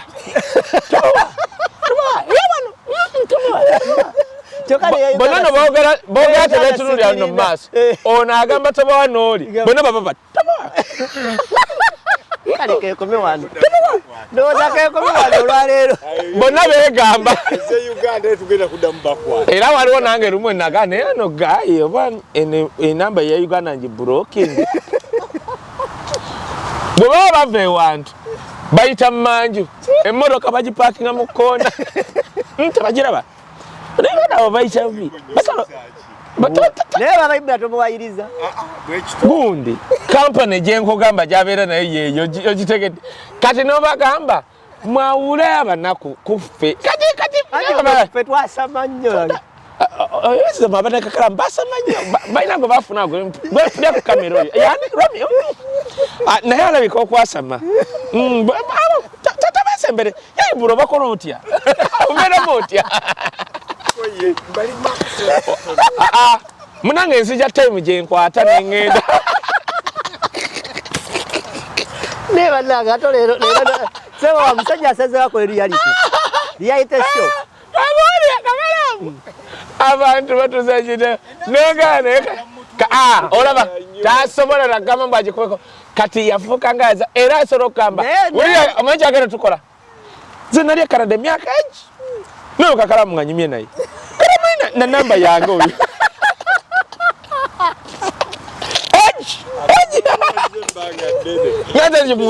omusajja leero akwetegekedde mu mbeera gye seetegekedde kale Fifi agamba wakola kirungi nnyo tagibawa ate bafuna ebizibu bakubira banakuba ya Uganda katali very beautiful Fifi the Queen nkutumidde nze simulabangako Musumba Jumba yajjaawo n'asoma ekitambiro very beautiful naye njagala waliwo abantu abamu bambi be manjagala kwagala nnyo mwami wo okusinga omukyala Kakalaamu nze nnyumi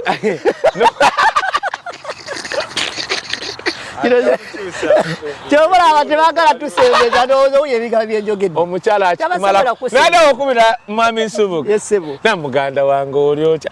Kakalaamu oli ofunye ku muntu nga wandirabye kati kangeze olaba Banjo muganda Bob Wine Remi olaba Banjo ebintu byeyisaamu ye muntu gwomusolo okugenda ne mugula ekikomano akakati katusooke tunyumye olaba omuntu muwendisubidde nti oba Banjo kubanga era nze naga agashumba nti naye gashumba obunaku bwera bujja kwogezebwa ekisiru n'essaawa mmeka zitakakulira Banjo alina buli bugagga bwonna bw'okola ki bwonna bw'olaba ne Banjo omusanga nga yandibadde atambulira eri mubire oba yandibavumyevumye kwegamba naye n'omutunuulira kimala tusooke tumalirize bonna bajja ebya myaka 5 kitegedde kale oyo Kakalaamu samwe namba samwe nze ngeze ofuna akatabo ke Canada China nagiwawako anniversary kyasobola okuyambako okutwala nsulawo naye ng'asula ino akusongole Ninga wa mwetu kyokka ate kyayogera Kakalaamu combination njagala tumalirize nemanyi twogedde bingi olwaleero kyetutamazeeyo kyembadde nsinga okwetaaga naye nga tukikonyeekera njagala tutandikirawo we tuba tukomyewo then tulyoke tugatte luli ku guli gubadde oleese omugaso gwa looya mu kooti olwaleero tukutte ku mugaso gw'owulira nga gw'oli wano nga ddala nga waleka oba wayawukana n'omuntu e Uganda oba ng'olina omukyala nga wamuzaalamu nga gwasinga okutegeera omugaso gw'okuba ng'oli wano naddala ku baana bo omukulu ono kyabadde atunyonyola ebe nalina by'owulya byoga nti yakuba embaga eyavakyo ku muntu gwe yayawukana naye ne baga nti kiki ekibulayo nti ente yeebulayo n'agigula byonna tukyali mu kooti naye awo era ketubuuse wali tutandise omuntu ogugamba omugaso gwa looya mu kooti era mwe muleetedde nakiri nsaba Kakalaamu nkwegayidde okinjukizanga nga tukifuule mutwe nti bw'olifuna empapula kikyo weetaaga do you still need a legal lawyer or a private lawyer naddala nga muna Uganda mbabuulira ekyo tukikwatako yenna ayagala okiyigamu nze kasanalabye abantu abafunye ne bakusindikirako ne bansindika what matters gwe mwana gwe wano nga tuli mu kooti tubuukamu ne tudda mu kooti kyonna ekyetaagisa ofuna ne buba bujulizi ng'ogenda mu kooti bukwata ku mwana wo ne bagamba nze nga ekyantuukako ne mpasa ex wange vakyo kubanga omwana alina okuba ne birth certificate gyestajja nayo kubanga omaze okuwaayo omwana nti omwana wange yono nina nebe people adopted bana boadaputinga bangu bakufuna kyokka gwe omwana wo gw'ozaala ng'ebuze ng'omukazi akugamba nti nenkubira taata we maama we sister taata we kyenabagamba yaŋŋamba ne bannaye kati tusooke tuleka ekyakubisa taata we ng'omukyala aganye otegeera aganye kye bayita kuleeta birth certificate kubanga ye alaba talina waafuniramu n'obusungu kaakati taata we yaŋŋamba nanga naye lwaki temukwatagana yagamba biri bisooke bidde emabbali kati taata biri tabiraba nga bikulu yefuuka bakanada gwabiraba waliwo yankubidde nanga wisdom wayogedde ekintu ng'oli ne ibula kanokoka yaŋŋambye wisdom wagambye ng'oli ne ibula nti Chosen Beki abeewuunya mmwe bye mwogere ye eyeewuunya bwewuunya nti muli bazard ye tali ye ki era muvabaga bannaye n'akola kino ye yeewuunya kati nga Chosen Beki we yeewuunya ffe abamwogerako kubanga ye alaba kyakola kiri nnomo n'omusajja azaala ex wange ye bye Canada be nali munyonyola mulaga omanya abaana yagamba ebyo bidema bali kubanga yagamba abazukuru be yabawa buli omwentente chobera bali kula eri bagagawaza nagamba Canada wali ente awo yamuzukula inente muyamuwente gono nyabutuze ye kyamanyi nte era yamuwa kati awo funa birth certificate na ino kola byonna nkugambye ekimu mbaga yavvacho awo mubuuze era gwali wano ng'ogenda mu kooti tuli mu kooti weetaaga oba wazaala abaana birth certificate zaabwe ozeetaaga eya maama waabwe n'endagamuntu obyetaaga kati ate osobola okuba ng'olina omukazi omulala gw'otadde mu mpapula gw'oyagala ajje however olina okunnyonnyola n'oli gwe wazaalamu katanafuna ono era kyangu nnyo okubuuza memba nti Kakalaamu tulaba wano wazaala mu Rachel mbadde nsaba otutegeera Rachel wamusanga wa era gwali mwaka ki X tuli ku X kati gwe oba ogenda mu kooti mwana gwe ebyentondo okunyiiga olunkuli bijjeewo X tombuulira ogambe memba mbu X tombuulira agambe excuse me ogambe eki kati abantu bagamba mpapula kabaziveeko kwoyogera bizibu byokka munanga ate obiyitamu omulala n'agamba nti banna essaawa yonna X omwetaaga mwe mwana mmwe kambabuulire woba ozza osaba empapula nga X wamuzaalamu omwana mu story ejjukira olina okugamba nti nazaala omwana bamuyita Rashid namuzaala mu Rachel olina oteekamu date of birth ye n'amannya ge kaakati ate wulira toteekamu buteesi okukimeekinga story yo okuvaayo olina okunyonyola naye Rachel ono twesanga ku lumbe newe mwakomeekereza mutya nakyo olina okiteekamu oyawukana otya ku Rachel kubanga omuzungu olina omunnyonnyola wazaala mu Rachel ate otugamba olina Christine kati tunnyonnyole babiri kati olina okunnyonnyola mu story nti Rachel ono twayagala ne tufuna olubuto twesanga mu kulumbe ne mwebakako byali byamangu n'afuna olubuto naye wetweyagala weyamala ozaala naye tebyagenda bulungi ne twawukana ku mwaka n'omwaka oguteekamu mwayawukana ate n'okukwata kale katukoma tugenda komawo nategede tutandise ekkooti n'omugaso era omuntu osinga okukuba ekkooti n'omugaso gwa looya mu kooti ate tunagitandika kati tutandise ekkooti oli mu kkooti bye weetaaga buli X era gwe mwana gwe ng'osaba empapula mu Europe America bw'oba wazaala mu bakazi nga bana sooka olinde okuyomba nabo tandika kati okubakubira namyalo ogamba otya mbadde ntaddeko 10 awo kumbe namyalo alinayo akaana ke keyazaala konna katukubala kati nekawaane bwana namyalo aga bannange mwana gwe ye laavu wagijjeewa gwe yo kimanyi nti nno nze bampita baŋŋamba X kati ogenda fuuka haji olumanye mala ne Kakalaamu ogenda kunja ya famire baŋŋamba ani nannyonnyola taata anti tuli ku mbaga ya bbaco bambuuza kati oli ogenda mukola ogenda fuuka haji konze katumale embaga tugenda mu kooti twetaaga muntu obudde tolina sirina kyokka atali mu kugunyumiza anyinyonyola haji namugamba namugamba ate haji kibi nayogerawo ala bingi bibenako nemugamba golubulizi lwange wasooka oli nijjamugoba mpolampola banange awulandeka olina okwetegeka gwe mwana gwe X yonna n'owoba bana oyo yakuzaalira kaboggoza mukubire wane kaboggoza oddemu okubira enanca muga nanca bannange muwala waffe ate nga tonnaba naawe kwasama gwe muvubuka gwe sooka batereke 10 awo jjukira nga tonakutandika bagamba mu njagala kundaga muntu ekisooka bwe wazaalamu we baba first of all byoyogera bino bye twogera mugamba bule mu bayibula mwe Kakalaamu wisdom ffe tumanyi amakulu g'okufuuka omu Canada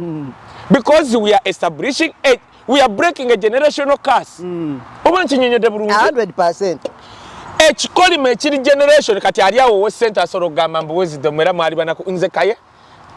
Uganda ne mbeita abagagga Drake yakamala okuvayo n'agaba ebizimbe bemugasa ebyange nyinako ebi nedda ne mwami William Waswa yali ankubira juzi nangamba omusajja kyayogera ewaabwe baali bamutiitiibyanga alinga mulangire waka bakukuza nnyo ekyejo William yakyogedde yakiŋŋamba mukama amuwa omukisa munaye bali simanyi nti asobola okwogera ekyo kati nze kankubuulire nze oyo William tetugenda lwawa katono nnyo tetugenda kulwawo nedda kakatono nnyo ne nali ewantu nga ntudde bwenti nga bendimu be balina obuyinza okwongera ku rank nekiro kankyogere naye nga tebategeeranga mbu ono oli muganda wa Ibula nembagamba bannaye naye mmwe mulindeeko tugenda okumalawo nkuba essimu nga wona okubira munno nga omukulu ayagala kukwata ssimu watubadde wantu kyovola nze nsekerera abantu nembagamba ffe twajja okuwagira enkyukakyuka Kakalaamu si kubanga twabulwa nga nze nsobola okubeera wa muganda wange Entebbe okuva January nga nina mulaba wano nga muli bana tusobola okugenda mu nnyumba nabo ne batategeera nti Wisdom ayina bamanya nti ayina mikwano gye gyejjajja naye omwaka ne guggwako ne tukwata omulanga tukeera ne tulya ne tuvuga bwetyo ne tubeera mu Ntebbe ne tukomawo ne guggwa ne kugenda mu maaso kati obwo obulamu bwe twalimu obwo ate Katonda n'atuyamba ne tuyingira ne ghetto ne tunyumirayo nze nayingira ghetto nga Ebulaya nga yankuuma ekyo story wagitugambe kati sibyogera nti njagala tu inspire Kakalaamu ze teri kinyumira kubanga Katonda abadde mulungi gye tuli Kakalaamu 100% nagamba Kakalaamu fe abaatula ne nze najjukira yisimanga ayogera ku kintu kya Bungereza era nalino nenga nakategeera nti bannange ne bagiwaana naagira naye ng'omusajja budde kikagamba nti agala genda era nenganga ndi ne Ibula nti bannange twebaze Mukama kubanga ffe tuli wano tusobola okukitwala as granted naye we are living dreams of other people kubanga yanyumya story y'Ebungereza eyo omusajja yali mulayini ne baagera ne bawa omusajja ananagira ne bagimumma naye nga ffe tulina kye twagitobera nze baddirako nga simanyi bya visa bino passport no bakazija Bungereza nange teyamenya nnyo kiri awo sijja kubiddawo kukaayana anyway katusibule twagala kusibula wano yiba nange twagala sibula wano atutwala episode 7 episode 8A wetukyali era tujja kuddamu tukwatagane week ejja tulakatana n'ensi yange Uganda atakumira mpera abankumire.